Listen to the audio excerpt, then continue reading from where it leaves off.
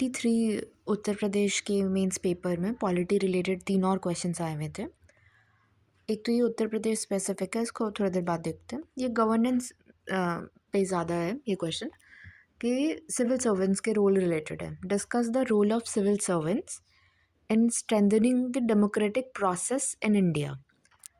तो इंट्रोड्यूस किया इसने ऐसे लिखकर कि civil services are referred to as steel frame of India because of important role of civil servants in strengthening democratic process in India. अब role of civil servants in strengthening democratic process देखते हैं। First है कि ये delegates की तरह काम करते हैं, delegates of officials elected through democratic process.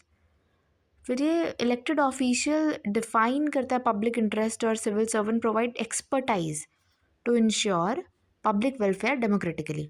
मतलब ये एक्सपर्टाइज प्रोवाइड करता है डेमोक्रेटिकली पब्लिक वेलफेयर हो सके उसके लिए। फिर civil servants are selected based on merit, so not under undue interference of any group और आइडियोलॉजी। तो वो इम्पार्शियलिटी अप्रोच, जो नॉन पार्टिसन अप्रोच है डेमोक्रेटिक प्रोसेस में, उसको स्ट्रेंथन करता है। Civil servants work under bureaucratic anonymity, मतलब no praise no criticism, so act in strengthening of democratic process through proper implementation of laws, rules and regulations. ये permanent executive होते हैं, ये कंटिन्यूटी प्रोवाइड करते हैं एडमिनिस्ट्रेशन को even when political executive changes and maintain democratic process. Civil servants constitutional principle uphold करता है such as equality before law, right to life etcetera, even for minorities and people who have not voted in favour of ruling party. और civil servants bulwark of democratic process through checks and balances to political executive की तरह act करता है। Example election commission, CAC, ये सब के through.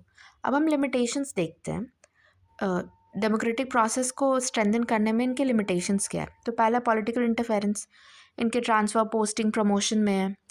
Sometime nexus रहता है ब्यूरोक्रेट्स, पॉलिटिशियन और बिजनेस में। तो इसे ना वोहरा कमेटी ने ये पॉइंट रखा था कि नेक्सस हो सकता है ब्यूरोक्रेट्स, पॉलिटिशियन और बिजनेस में। Lack of resources, financial infrastructural resources जितने उनको चाहिए उतने रहते नहीं है। Inadequate training. और फिर वे फॉरवर्ड अब देखते हैं कि clear guidelines for transfer and posting promotion के लिए आए सिविल सर्विस बोर्ड एग्जाम्पल लाकर। Provision of adequate human and financial resources provide कराया जाए। फिर strict adherence to code of ethics, code of conduct पे रहे। और सेकेंड ARC ने जो रिपोर्ट दिया था एथिक्स एंड गवर्नेंस, उसको इम्प्लीमेंट किया जाए।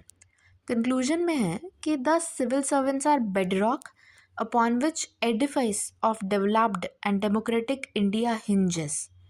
Mission Karmayogi to improve civil servants functioning is a step in right direction. ठीक है, इधर एक मिशन भी मेंशन कर दिया, ये स्ट्रक्चर्ड वे में आंसर हो गया। नेक्स्ट क्वेश्चन है वो सिटीजन्स चार्टर से रिलेटेड है कि what is citizens charter, what is its role in welfare of citizens. तो सिटीजन चार्टर ना set of commitments made by an organisation regarding standard of services and delivers. India में 1997 में जो department of administrative reforms and public grievance है, उसने formally model charter को launch किया था। सिटीजन चार्टर में विजन, आउटकम और मिशन, स्ट्रैटेजी रहता है, सर्विस डिलीवर्ड बताते हैं, ग्रीवेंस रिड्रेसल मैकेनिज्म क्या है और सिटीजन की रिस्पॉन्सिबिलिटीज़ क्या है। सेकेंड ARC में ना 7 स्टेप मॉडल दिया था for citizen charter. Business process re engineering, the simple process रहे, timely updation, consultation with stakeholders, फिर ग्रीवांस रिड्रेसल मैकेनिज्म रहे, यूनिकनेस रहे, फीडबैक मैकेनिज्म और अकाउंटेबिलिटी। अब हम देखते हैं रोल इसका क्या है सिटीज़न के वेलफेयर में। डिमांड साइड स्ट्रेंथनिंग करता है ये पब्लिक सर्विस डिलीवरी का। Example citizen report card Bengaluru में आता है। Effective monitoring of services and quick grievance redressal. फिर increase in citizens participation in governance as active stakeholder. Important component of Sevottam model है ये और सर्विस डिलीवरी। और citizen charter helps in improving transparency in governments process.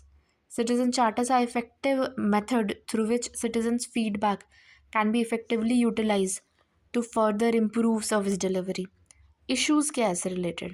तो lack of consultation, low capacity building है, जो grievance redressal है वो mechanism effective नहीं है ज़्यादा, अपडेटेड रेगुलरली नहीं हो पा रहा है, लीगल बैकिंग नहीं है इसको, और पब्लिक के लिए इंसेंटिव भी नहीं है कि इसको फॉलो करे या ये स्पिरिट में लोग अक्वायर करें। अब वे फॉरवर्ड देखते हैं कि मलेशिया का ये एक बेस्ट प्रैक्टिस है, ग्लोबल बेस्ट प्रैक्टिस, मलेशिया का मेक इट लीगल। फिर प्रॉपर यूके का प्रॉपर अवेयरनेस क्रिएशन है, मिशन कर्मयोगी, ये जो गवर्नमेंट का इनिशिएटिव है मिशन कर्मयोगी, ये effective focus on capacity building के लिए, और क्वांटिफिकेशन एंड अपडेशन। इसका कंक्लूड किया है इन्होंने लिखकर कि the citizen charter is an effective instrument for citizen centric governance which sees the public service delivery through the eyes who use them. Okay, एक क्वेश्चन उत्तर प्रदेश रिलेटेड भी आया हुआ था, describe law making process and legislative assembly of Uttar Pradesh. तो किसी भी by cameral legislative assembly में जैसा काम होगा वही इसमें बताना था। इंट्रोड्यूस किया है कि for function of law making there is bicameral state legislature in Uttar Pradesh with 2 houses, state legislative assembly and legislative council. तो law making process in Uttar Pradesh state legislatures, पहले जैसे ऑर्डिनरी बिल है तो बिल हाउस में originate करेगा, किसी minister या कोई प्राइवेट मेंबर से वो ओरिजिनेट कर सकता है, दोनों में से कोई भी हाउस में। फिर ये 3 स्टेज पे जाता है, फर्स्ट रीडिंग, सेकेंड रीडिंग और थर्ड रीडिंग। और उसके बाद जब बिल पास हो जाता है उस हाउस से, तब वो दूसरे हाउस में जाता है, जिसने मतलब ओरिजिनेट किया था उसके अलावा जो दूसरा हाउस है उसमें जाता है। फिर bill in the other house, इसमें क्या हो रहा है, यहाँ पे वो ऑल 3 स्टेजेस से फर्स्ट सेकेंड थर्ड वापस से पास करेगा। और when bill is pass by legislative assembly and sent to legislative council, the latter has 4 alternatives before it. वो it may pass the bill as sent by assembly, pass bill with amendments and return to assembly for reconsideration, may reject the bill altogether, या फिर may not take action and keep the bill pending.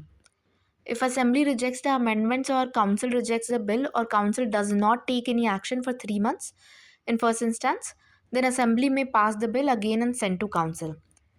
If council rejects the bill or passes bill with amendments not acceptable to assembly or does not pass within 1 month, second instance, the bill is deemed to be passed by both houses in the form passed by assembly for second time. Okay, तो bill originated in council send to assembly, अगर उसको assembly reject कर देता है तो bill dead हो जाता है, इसमें कोई जॉइंट सिटिंग का ऑप्शन नहीं है।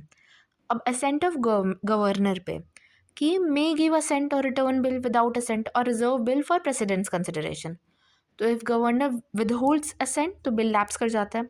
If governor returns for reconsideration and if bill is pass by state legislature again, तो गवर्नर को it's must for the governor to give assent. And then bill अगर रिजर्व किया जाता है प्रेसिडेंट के कंसिडरेशन के लिए, तो he may give his assent और not, may return bill for reconsideration, and if bill is again passed and presented to him, he is not bound to give assent. Okay, अब money bill देखते हैं। Money bill के case में क्या रहता है, ये लेजिस्लेटिव असेंबली में ही बस, ये जो लेजिस्लेटिव असेंबली है उसमें ही बस इंट्रोड्यूस हो सकता है, और जब लेजिस्लेटिव काउंसिल में ये जाता है तो वहाँ पे बस अमेंडमेंट्स इसमें बनाए जा सकते हैं। Legislative assembly not bound to accept amendments, और फाइनली बिल को गवर्नर के पास भेजते हैं, और नॉर्मली गवर्नर असेंट दे ही देता है और बिल एक्ट बन जाती है। ओके, अब कंक्लूड इसने ऐसा करके लिखा है कि thus due to involvement of both houses in state legislature in Uttar Pradesh, law making process becomes elaborate, well thought out and with due diligence. ठीक है, तो हमने देख लिया कि जो ये 11 टोटल क्वेश्चंस थे इन टॉपिक्स पे जो 2023 में उत्तर प्रदेश मेंस में आए थे पॉलिटी में, वो ये रिपीट भी कर सकता है, ये थीम्स ये करते ही रहता है, बहुत ही कॉमन थीम्स है ये, BPSC, UPSC, citizen charter, civil servant का रोल, ये सब बहुत ही ज़्यादा रिपीटेड थीम्स है। ओके।